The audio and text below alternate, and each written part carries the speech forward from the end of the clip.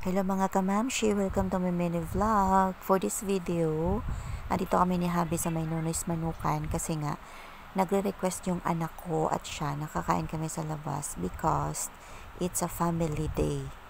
So pero ang kinalabasan, hindi kami kumain sa labas kundi sa loob ng bahay kami kumain. So nandito kami guys, nag-order lang kami at dadalhin lang namin sa bahay para doon na kumain kasi umuulan.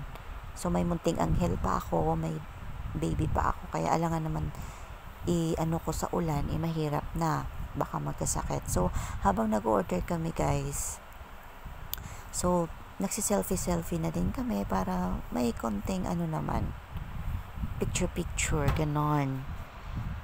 So ito yung place ng Nonoy's Manukan guys, at pauwi na kami kasi may in-order pa kaming iba sa ibang fast food para sa mga bata. So ito na yon, cheesy bread, lumi na rin para kay Habi kasi yung mga bata nagre-request ng cheesy bread kasi yan yung favorite nila. Actually guys, yung in-order namin sa Nonoy's, tinikman lang namin kasi first time din namin maka-order para na rin sa honest review. So i-review namin guys kung masarap ba siya o hindi. Ayan, actually masarap siya, parang may similarities din siya sa Poise or sa Mang Inasal, ganon.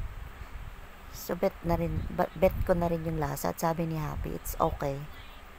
So order na kayo din guys sa Nonoy's Manukan sa hindi pa nakapag order or kumain dyan. So thank you guys for watching mga kamamshi, bye bye.